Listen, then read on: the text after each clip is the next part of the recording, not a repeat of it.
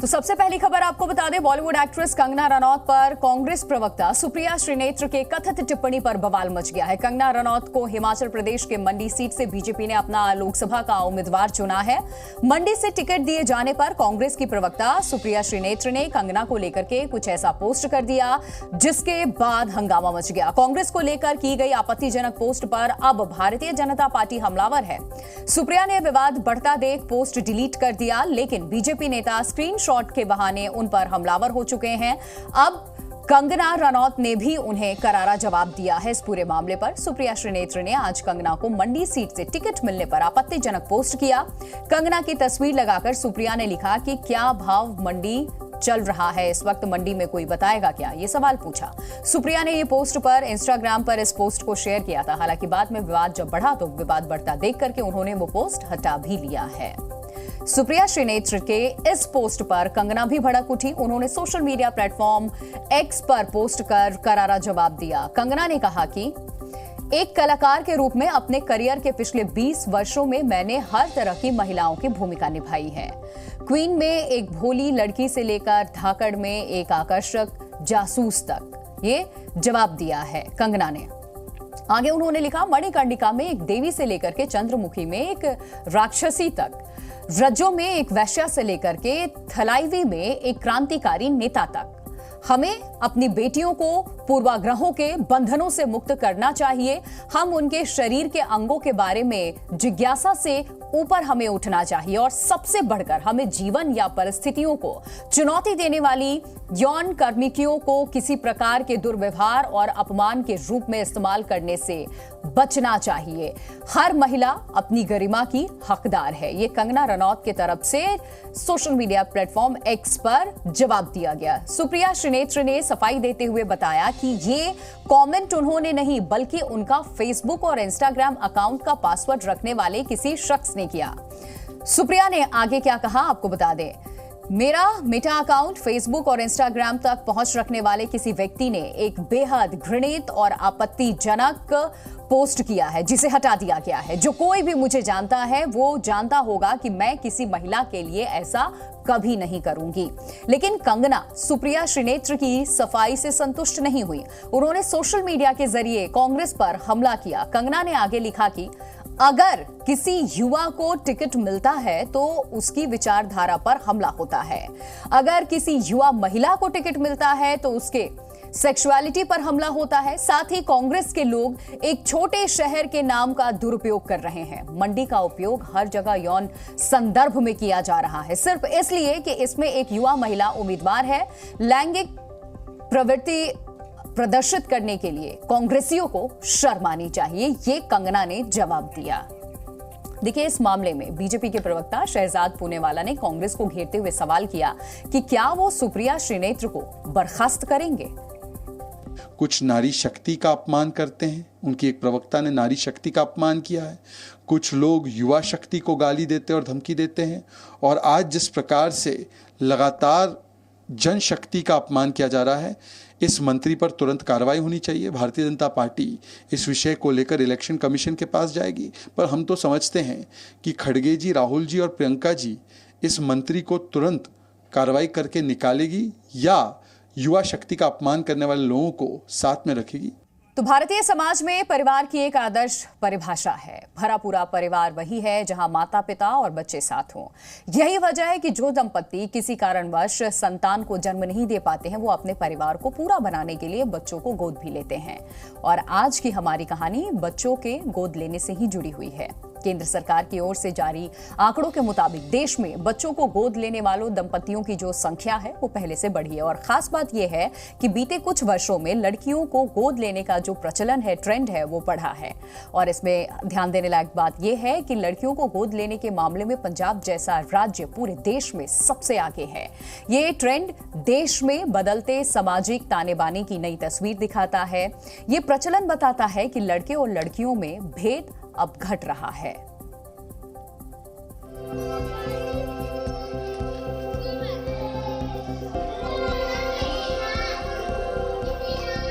भारत को प्रतिसत्तात्मक समाज कहा जाता है, यानी एक ऐसा समाज जहां पुरुष की सत्ता होती है, फिर चाहे वो पिता हो, पति हो या भाई हो।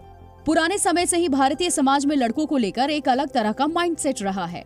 इस माइंडसेट का ही असर है कि हर परिवार एक बेटा चाहता है जो आगे चलकर उनका वारिस कहलाए, वो वारिस जो उनके न होने पर उनका खानदान, उनका कारोबार संभाल सके और इन सबसे बढ़कर मरने के बाद पूरे रीति रिवाज के साथ उनका अंतिम संस्कार करे, क्योंकि भारतीय समाज में माता पिता के अंतिम संस्कार का अधिकार बेटों को ही है। कहा तो यहाँ तक जाता है कि अगर पुत्र माता पिता की चिता को मुखग्नि नहीं देगा तो उसे स्वर्ग की प्राप्ति नहीं होगी। लेकिन बदलते समय के साथ ये धारणा, ये माइंडसेट भी हाल के कुछ वर्षों में तेजी से बदली। समाज में आ रहे बदलाव और कई नए कानूनों के बनने के बाद हमारे देश में महिला पुरुष का फर्क कम होने लगा है। हालांकि अभी भी ये पूरी तरह खत्म नहीं हुआ, लेकिन एक सकारात्मक बदलाव की शुरुआत हो चुकी है और इसका असर भी दिखने लगा है। कुल वंश बेटा चलाएगा, ऐसी मानसिकता से लोग बहुत उभर रहे हैं। अब ये वाली मानसिकता लोगों की बदल रही है और मैं बहुत खुश हूँ इस बात को बोलते हुए कि मेरी जितने भी पेरेंट्स से बात होती है वो पेरेंट्स ज़्यादातर यही बोलते हैं कि नहीं, हमें फ़र्क नहीं पड़ता कि बेटा है या बेटी, बस ईश्वर ने एक बच्चा दिया है, एक औलाद दी है और एक नई सोल दी है जिसकी हम परवरिश कर पाएँ अच्छे से।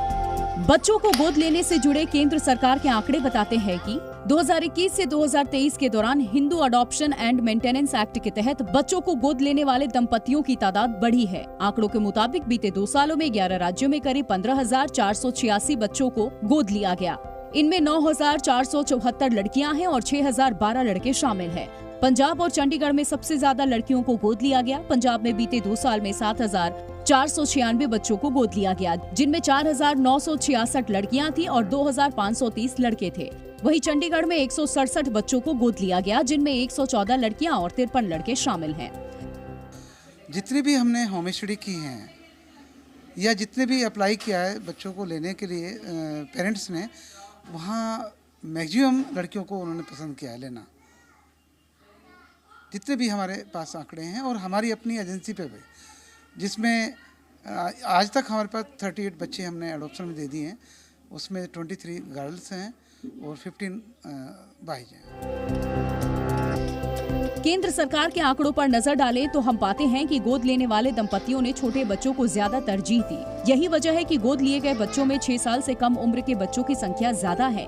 आंकड़े बताते हैं कि 69% दंपति 2 साल से कम उम्र के बच्चों को गोद लेते हैं। 10% दंपति 2 से 4 वर्ष तक के बच्चों को चुनते हैं, जबकि 15% दंपति 4 से 6 वर्ष तक के बच्चों को चुनते हैं। यानी बीते 2 वर्षों में गोद लिए गए 94% बच्चों की उम्र 6 साल से कम थी। इस पूरी जो बदलाव का है उसका स्वागत हर तरफ से हुआ है। पिछले कुछ सालों से हम देखें तो देश में भी वो जो हर तरीके से जो एक बराबरी मिलनी चाहिए थी, वो माँ बेटियों को, वो शक्ति को, देश की शक्ति को, वो हमें इस वक्त इन आंकड़ों के साथ भी नजर आ रही है। गोद लिए जाने के बाद इन बच्चों को जीवन की तमाम खुशियां तो मिलती है, एक बेहतर भविष्य की उम्मीद भी जागती है। जब ये खिलखिलाते चेहरे किसी मकान में पहुंचते हैं तो अपनी चहत से उसे घर बना देते हैं। केंद्र सरकार की ओर से जो आंकड़े जारी किए गए हैं एक बेहतर भविष्य की झलक दिखाते हैं, लोगों की बदलती सोच का सच बताते हैं और ये बदलती सोच बताती है कि लड़कियां किसी से कम नहीं। हमने बताया कि पंजाब वो राज्य है जहां लड़कियों को सबसे ज्यादा गोद लिया गया। हालांकि इस लिस्ट में पंजाब अकेला नहीं है। सिर्फ पंजाब और चंडीगढ़ ही नहीं बल्कि देश के कई राज्यों में लड़कियों को गोद लेने वाले दंपतियों की संख्या ज्यादा रही है। देखिए, हिमाचल में कुल अगर बात करें 2107 बच्चों को गोद लिया गया, जिनमें 1278 लड़कियां शामिल हैं। तमिलनाडु की बात करें तो यहां 1671 बच्चों को गोद लिया गया, जिनमें 985 लड़कियां शामिल हैं और दिल्ली में 1056 बच्चों को गोद लिया गया, जिनमें 558 लड़कियां शामिल हैं। उत्तराखंड में 685 बच्चों को गोद लिया गया, जिनमें 472 लड़कियां शामिल हैं। वहीं आंध्र प्रदेश में 1415 बच्चों को गोद लिया गया, जिनमें 835 लड़कियां शामिल हैं।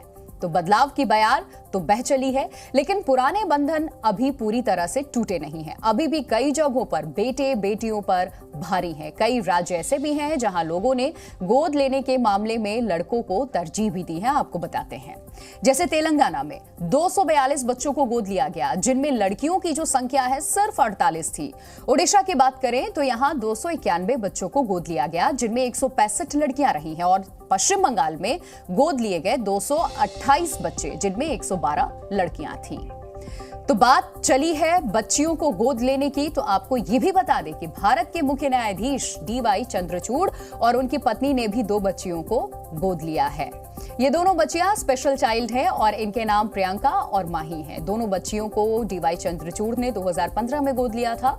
उस वक्त वो इलाहाबाद हाई कोर्ट के चीफ जस्टिस हुआ करते थे। सुप्रीम कोर्ट में चीफ जस्टिस बनने के बाद DY चंद्रचूड़ दोनों बेटियों को सुप्रीम कोर्ट घुमाने भी लेकर आए। वो कहते हैं कि इन दोनों बच्चियों के उनकी जिंदगी में आने के बाद उनका नजरिया बदल गया। दोनों ने उनके जीवन को एक नई सकारात्मकता से भर दिया है। CJI के मुताबिक दोनों बेटियां उनके फोन में नए गाने डाउनलोड करती रहती हैं और कोर्ट के रास्ते में वो उस गाने को सुनते भी हैं। आपको ये भी बता दें कि चीफ जस्टिस DY चंद्रचूड़ की पहली पत्नी का साल 2007 में कैंसर की वजह से निधन हो गया था। पहली पत्नी से उनके 2 बेटे हैं जिनका नाम अभिनव और चिंतन है। दोनों ही पेशे से वकील हैं। पहली पत्नी के निधन के बाद 2008 में उन्होंने कल्पना दास से दूसरी शादी की थी। प्रधानमंत्री नरेंद्र मोदी 2047 तक भारत को विकसित देश की कतार में खड़ा करने की बात कर रहे हैं, लेकिन इस बीच एक ऐसी खबर सामने आई जो 2047 तक विकसित भारत के सपनों की राह में रोड़े अटका सकता है। यह खबर देश की आबादी से जुड़ी हुई है और इस वक्त हमारा देश दुनिया की सबसे बड़ी आबादी वाला देश है। हमारी आबादी 140 करोड़ के पार है और लगातार ये बढ़ रही है। लेकिन शिशुओं की जन्म दर या प्रजनन दर से जुड़े ताजा आंकड़े थोड़ी अलग तस्वीर दिखा रहे हैं इस वक्त। जो इस वक्त के ताजा रिपोर्ट है उसकी अगर हम बात करें, लैंसेट की ये रिपोर्ट है जिसके बारे में अभी हम बात करने जा रहे हैं, उसके मुताबिक भारत में प्रजनन दर घट रही है। देखिए 2021 में भारत में प्रति महिला प्रजनन दर 1.9 थी, जिसके 2050 तक घटकर 1.3 पर पहुंचने का अनुमान है। यानी कि 2050 में एक महिला औसतन 1.3 बच्चों को जन्म देगी। ये वो आंकड़े इस वक्त सामने आए हैं। औसत प्रजनन दर 2 को रिप्लेसमेंट लेवल माना जाता है। रिप्लेसमेंट लेवल का मतलब यह है कि एक दंपति 2 बच्चों को जन्म देंगे जो आगे चलकर उनकी जगह लेंगे और इस तरह जनसंख्या जस की तस बनी रहेगी। लेकिन जब प्रजनन दर 2 से कम होने लगती है तो उसे देश में बुजुर्गों की संख्या धीरे धीरे उससे बढ़ती है और युवाओं की तादाद कम होने लगती है। हालांकि भारत में वो स्थिति आने में अभी 50 से 60 साल लग सकते हैं।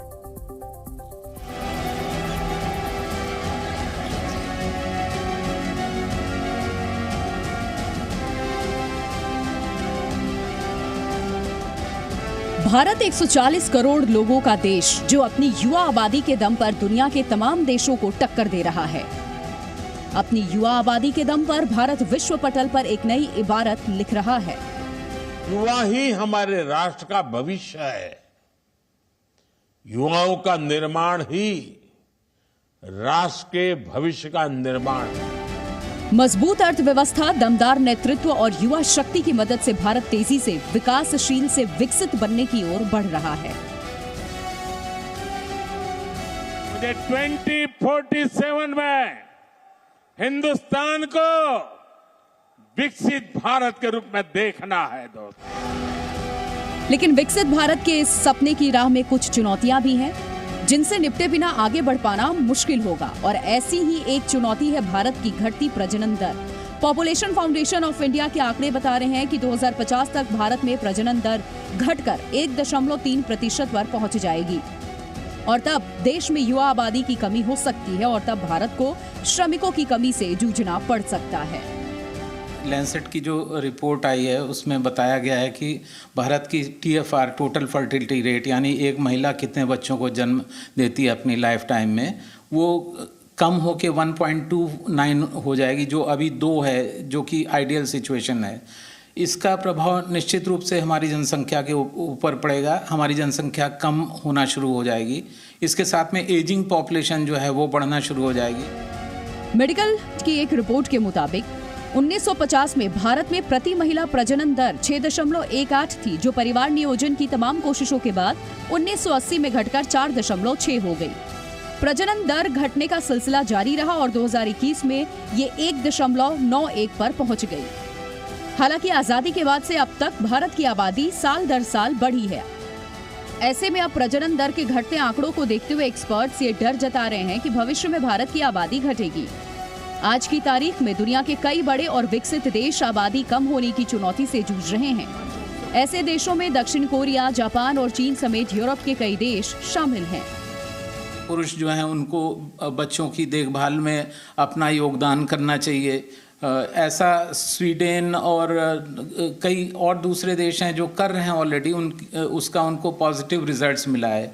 तो इंडिया में भी ये सब करना चाहिए। साथ में स्वास्थ्य की सुविधाओं को सुधार करना चाहिए और हमारी जो एजिंग पॉपुलेशन होगी ये निश्चित रूप से एक समस्या होगी, उसकी अभी से तैयारी करनी चाहिए हमको। अगर भविष्य में भारत की आबादी घटी तो हमारे देश को कई चुनौतियों से जूझना पड़ेगा। बुजुर्गों की बढ़ती आबादी, श्रमिकों की कमी और लिंग भेद बढ़ने की वजह से सामाजिक असंतुलन जैसी समस्याएं खड़ी हो सकती हैं। एक्सपर्ट्स का कहना है कि बढ़ती महंगाई और बच्चों को पालने और पढ़ाने लिखाने पर बढ़ते खर्च की वजह से लोग कम बच्चे पैदा करने पर जोर दे रहे हैं। खास तौर पर बड़े महानगरों में हम दो हमारे एक का कॉन्सेप्ट बढ़ा है। मेडिकली ओवरऑल हो सकता है कि बिकॉज हम लोग we are living in a different environment all together, overall fertility rates ही डिक्लाइन हो गई। अब एक 30 इयर्स की लेडी जो पहले जितनी फर्टाइल थी मोस्ट लाइकली अब उतनी नहीं है, फॉर वॉट एवर रीज़न। हमारा eating style, life style and all these things must have made a difference. Smoking may have increased, so all these factors may have played a role. बीते कुछ दशकों में केंद्र और राज्यों की सरकारों ने महिला शिक्षा और सशक्तिकरण के क्षेत्र में काफी काम किया और उसका नतीजा ये हुआ कि आज महिलाएं हर क्षेत्र में पुरुषों को टक्कर दे रही हैं। पढ़ी लिखी महिलाएं अपने करियर और तरक्की को तरजीह दे रही हैं, जिसकी वजह से शादी और बच्चे बैक सीट पर चले गए हैं। आजकल आप देखेंगे कि हाउसवाइफ्स और होम मेकर्स काफ़ी कम है ना। ज़्यादातर महिलाएं काम कर रही हैं, चाहे वो प्राइवेट कर रही हो चाहे पब्लिक कर रहे हैं। तो ये most of these ladies they want to delay the pregnancy, है ना। मैरिज हो भी जाए तो प्रेगनेंसी डिले हो रहा है 4-5 years, और ये ट्रेंड बहुत क्लियर है। मतलब over these few years of my practice I have seen the change. जानकारों का मानना है कि भारत में अभी दक्षिण कोरिया या जापान जैसे अलार्मिंग कंडीशन नहीं है, लेकिन सरकारों को इस दिशा में गंभीरता से सोचना होगा और उसके हिसाब से नीतियां बनानी होंगी ताकि भविष्य में वैसे हालात ही ना बने। इस समय भारत दुनिया में सबसे ज़्यादा आबादी वाला देश है। हर तरफ ज़्यादा लोग हैं और संसाधन कम है। ऐसे में ये आकलन कि अगले 30 से 40 और 50 सालों के बीच में भारत में मैन पावर क्राइसिस हो जाएगा, सुनने में अजीब लगता है, लेकिन ये बहुत मुश्किल इसलिए नहीं है क्योंकि आज से 5 साल पहले चीन की जनसंख्या पूरी दुनिया में सबसे ज़्यादा थी और ठीक 5 साल बाद चीन भी लेबर क्राइसिस से जूझ रहा है। वहाँ लोग कम हैं, संसाधन कम हैं और चीन एक बार फिर से 1 चाइल्ड पॉलिसी से लौटकर 2 चाइल्ड पॉलिसी पर आ चुका है ताकि वहाँ युवा आबादी बढ़े और ज़्यादा बच्चे पैदा हों। ऐसे में भारत को भी आने वाले सालों के लिए अभी से अपनी पॉलिसी को फिर से देखने की ज़रूरत है, जिससे आबादी भी काबू में रहे और युवाओं की संख्या भी लगातार बढ़ती रहे। इस पर काम करने की ज़रूरत है। पूजा मक्कड़, जी मीडिया। और चलिए वापस रुख करते हैं होली की खबरों का, क्योंकि आज होली है। देश आज होली के रंगों में सराबोर है। होली की शाम पारंपरिक गीतों के बिना अधूरी होती है और इसी कमी को पूरा करने के लिए हम लेकर आए हैं सुरों से भरा एक इंटरव्यू। देखिए देश की मशहूर गायिका मैथिली ठाकुर के साथ ये खास पेशकश हमारी। नमस्कार, बहुत स्वागत आप सभी का जी न्यूज पर। हमारे इस खास कार्यक्रम रंग बरसे में मौका है होली का और इस वक्त हमारे साथ बिहार की बेटी मैथिली ठाकुर खुद मौजूद हैं, जो लगातार अपने लोक गायन से लोगों को मंत्रमुग्ध भी कर रही हैं। और होली का मौका हो और मैथिली से जी न्यूज के दर्शक आपकी आवाज में मैथिली उन्हें कुछ ना सुनाए, फिर ऐसा कैसे हो सकता है भला। मैथिली इस वक्त स्टूडियो में आप मौजूद है, बहुत अच्छा लगा, बहुत स्वागत आपका है जी न्यूज पर। मैं चाहूंगी बिना किसी देरी के फटाफट दर्शकों को कुछ होली के मौके पर सुना जरूर दीजिए, क्योंकि होली पे आपका एक एल्बम भी इस वक्त आ रहा है होली के ऊपर ही, जैसे आपसे बातचीत भी हो रही थी। अभी बिल्कुल मेरे पास साज बाज नहीं है, सिर्फ मैं अपनी आवाज से आपको कुछ सुनाने की कोशिश कर रही हूँ जी। आज बिरज में होरी रे रसिया, आज बिरज में होरी रे रसिया, होरी रे बरजोरी रे रसिया, होरी रे बरजोरी रे रसिया, आज बिरज में होरी रे रसिया, आज बिरज में होरी रे रसिया।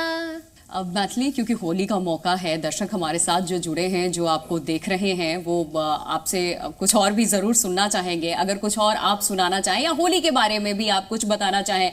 अब होली में तो देखिए, क्योंकि एक त्यौहार ही ऐसा है, गली मोहल्लों का त्यौहार है, लोग एक दूसरे के ऊपर रंग गुलाल लगाते हैं, मिलते हैं। और बिहार की होली तो बड़ी अद्भुत होली होती है, अलग ही होली होती है। और मिथिला की तो मिथिला की तो बात ही ना करें, जिसको कहते हैं ना हम भाषा में कि पूछो ही मत, इतनी शानदार होली होती है। सबसे ज्यादा बुरा हाल जो होता है जब हम अपने गांव की होली की बात करते हैं, तो जो नए जो पाहुन होते हैं, नए जमाई होते हैं, जो पहली होली अपने ससुराल में आकर के मनाते हैं, ससुराल यानी मिथिला, तो उनके साथ बहुत बुरा होता है। बहुत मतलब उनके लिए भी कुछ है क्या, कुछ तैयार किया है, क्या गाती हैं फिर उस टाइम पे? बिल्कुल, होरी कनक भवन में खेलत सिया रघुबीर, होरी कनक भवन में खेलत सिया रघुबीर,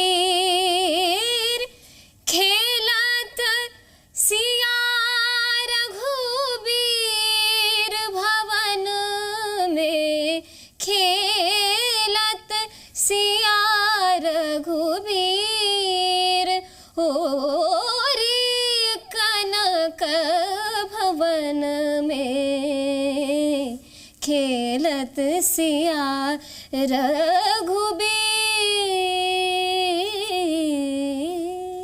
बेहद शानदार मैथिली। होली के रंग, होली के गुलाल, अभी तो हमने प्रभु श्री राम के लिए भी आपने गुनगुनाया, और कैसे काशी की होली होती है, भस्म की होली कैसे खेलते हैं शिव जी, उसके बारे में भी गुनगुनाया।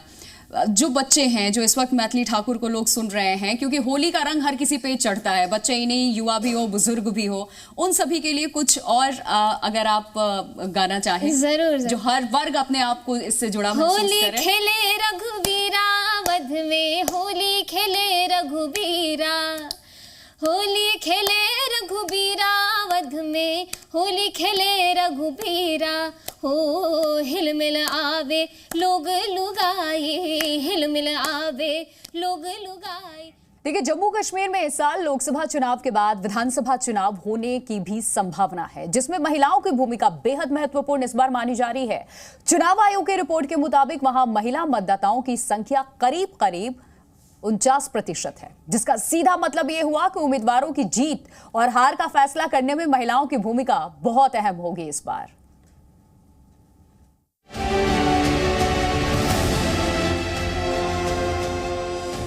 आर्टिकल 370 हटने के बाद जम्मू कश्मीर में इस बार के लोकसभा चुनाव को बेहद महत्वपूर्ण माना जा रहा है। इस केंद्र शासित प्रदेश की 5 लोकसभा सीटों पर 5 चरणों में मतदान होगा, जिसमें सियासी पार्टियों के उम्मीदवारों की किस्मत का फैसला मतदाता करेंगे। लेकिन बड़ी बात यह है कि इस बार जम्मू कश्मीर की महिलाओं के ऊपर उम्मीदवारों की जीत और हार की बड़ी जिम्मेदारी होगी। वो इसलिए क्योंकि चुनाव आयोग की रिपोर्ट के मुताबिक इस बार जम्मू कश्मीर में महिला मतदाताओं की संख्या लगभग आधी है, यानी आधी आबादी इस बार जम्मू कश्मीर की 5 सीटों पर उतरे उम्मीदवारों की किस्मत का फैसला करेंगी। जम्मू कश्मीर में इस वर्ष संसद चुनावों के बाद विधानसभा चुनाव होने की भी संभावना है, लेकिन इस बार जम्मू कश्मीर में होने वाले चुनाव में एक बड़ा बदलाव देखने को मिल रहा है। वो बदलाव ये है कि इस बार मतदाताओं की प्रतिशत में 49% महिलाओं के वोट हैं, और निसंदेह ही इतनी ज़्यादा तादाद में महिलाओं के मत होना यानी वो जम्मू कश्मीर की राजनीतिक दिशा को भी तय करेंगी। चुनाव आयोग के आंकड़ों के मुताबिक जम्मू कश्मीर में करीब 87 लाख मतदाता हैं, जिनमें 43 लाख महिला मतदाता हैं। ये कुल मतदाताओं का करीब 49% है। इसमें अनंतनाग में सबसे ज्यादा 9 लाख महिला मतदाता हैं, जिसके बाद जम्मू में 8,52,000, उधमपुर में 8,44,000, श्रीनगर में 8,70,000 और बारामूला में 8,56,000 महिला मतदाता हैं। महिलाओं की इस भूमिका को देखते हुए सियासी दल भी उन्हें आकर्षित करने के लिए कमर कस रहे हैं। वहीं सियासत से जुड़ी दूसरी महिलाओं ने भी इस पर खुशी जताई और महिलाओं की भागीदारी को महत्वपूर्ण माना। अभी जो है टाइम चेंज हो रहा है, और टाइम चेंज होते होते ये भी हो रहा है कि औरतें जो हैं वो अपने जो कंफर्ट जोन से हैं वो बाहर आ रही हैं, और बाहर निकल के अगर वो लाइक कंट्रीब्यूट करे वोटिंग में, तो I think that is going to have a big impact on the society. बताया गया कि पहले सीमित दायरे में रहने वाली महिलाएं अब न सिर्फ घर से निकलकर मतदान केंद्रों तक जा रही हैं, बल्कि सियासी पार्टियों में भी शामिल हो रही हैं। वहीं उम्मीदवारों के चयन में भी महिलाओं की भूमिका को ज्यादा महत्वपूर्ण इसलिए भी माना जा रहा है क्योंकि उनके चुनाव का तरीका पुरुष मतदाताओं से अलग होता है। ये एक 360 डिग्री व्यू लेती हैं पूरे पॉलिटिकल पार्टीज का, उनके काम का, उनके रिकॉर्ड का, उनके अपने अंदर की सोच का, अंदर की क्रिमिनल रिकॉर्ड्स का, बाकी एडमिनिस्ट्रेशन का, एडमिनिस्ट्रेशन में काम का एक पूरा 360 डिग्री व्यू हमारी माएँ बहनें लेंगी और उसके बिना पे वोट करेंगी। बड़ी बात यह है कि अब महिलाओं को भी राजनीति में आने से परहेज नहीं रह गया। महिलाएं अपने हक को जानने और समझने लगी हैं, लिहाजा हर डर को निकालकर महिलाएं तेजी से आगे बढ़ रही हैं। एक लेडी, एक वुमन को पता है अपने राइट्स के बारे में कि क्या उसके साथ कहाँ पे कभी कोई वायलेशन हो जाती है, कोई चीज़ क्या क्या हो जाती है। तो आज वो टाइम नहीं है जो उसे नहीं पता है।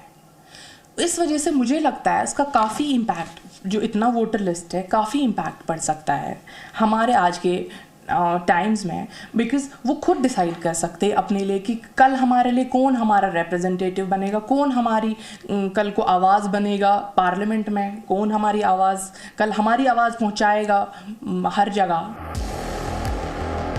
सिर्फ मतदाता के तौर पर ही नहीं, बल्कि जम्मू कश्मीर की राजनीति में भी महिलाएं बढ़ चढ़कर हिस्सा ले रही हैं और माना जा रहा है कि चुनावी मैदान में भी महिलाओं की बढ़ी हुई भागीदारी देखने को मिल सकती है। तो कभी वामपंथी दलों का गढ़ रहे बंगाल में अब सीपीआई और सीपीएम जैसे दल अस्तित्व की लड़ाई लड़ रहे हैं। तो इस लड़ाई में वामपंथी दलों के लिए सायरा शाह हलीम उम्मीद की किरण बनकर उभरी हैं। लोकसभा चुनाव में सायरा शाह हलीम को सीपीएम ने कोलकाता दक्षिण से अपना उम्मीदवार बनाया है। আমরা প্রার্থী পরিক্রমায় 71 নম্বর ওয়ার্ড পরিষদকে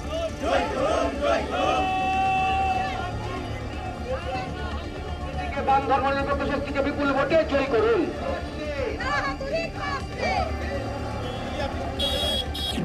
44 साल की सायरा शाह हलीम कोलकाता में घूम घूम कर अपनी पार्टी सीपीएम का प्रचार कर रही हैं, लोगों से मुलाकात कर रही हैं, अपनी पार्टी का एजेंडा बता रही हैं, हाथ जोड़कर लोगों से लोकसभा चुनाव में उनकी पार्टी को वोट डालने की अपील कर रही हैं। दरअसल लोकसभा चुनाव के लिए सीपीएम ने सायरा शाह हलीम को कोलकाता दक्षिण से अपना उम्मीदवार बनाया है।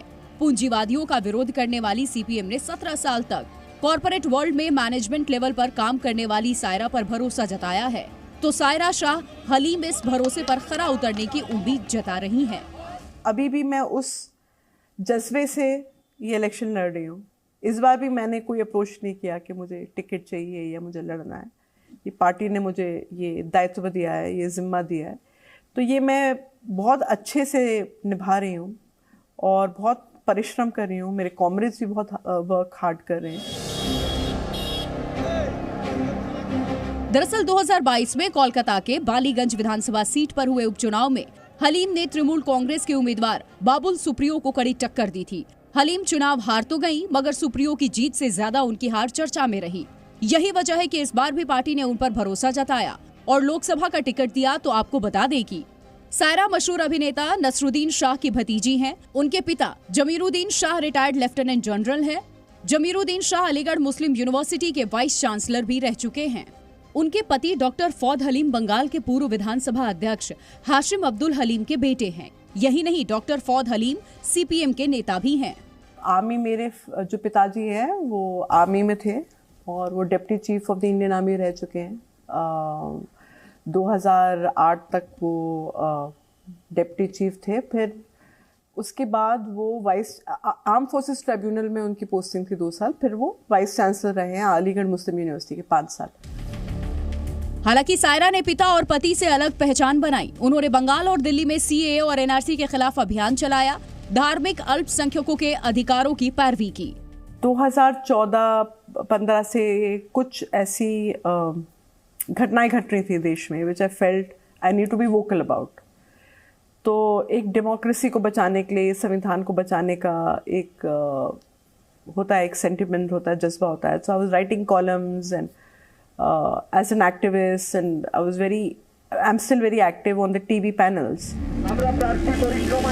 लेकिन अब सायरा का किरदार बदल चुका है। अब वो एक राजनेता हैं जिन्हें सियासी जमीन पर अपनी वक्त को साबित करना है। हालांकि लोकसभा चुनाव में उनकी टक्कर टीएमसी की माला रॉय से है, जो 30 साल से राजनीति में सक्रिय हैं। ऐसे में देखना दिलचस्प होगा कि 2 साल पहले सियासत में उतरी सायरा शाह हलीम कोलकाता दक्षिण में सीपीएम का झंडा लहरा पाती हैं या नहीं।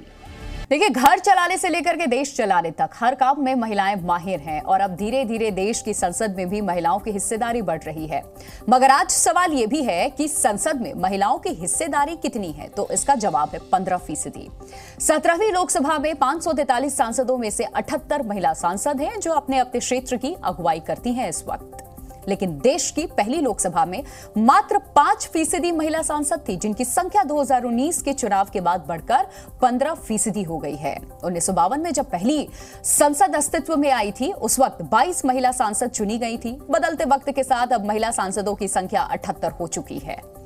इस बार यह आंकड़ा और बढ़ने की उम्मीद भी है और अगर ऐसा होता है तो संसद में महिलाओं की जो भागीदारी है वो रिकॉर्ड स्तर पर पहुंच जाएगी आगे। हालांकि अभी भी बहुत सुधार की यहां जरूरत है, क्योंकि आजादी के बाद से अब तक महिला सांसदों की हिस्सेदारी सिर्फ 10% ही बढ़ी है। इसी असमानता को कम करने के लिए ही सरकार ने संसद में महिलाओं को 33% का आरक्षण दिया है।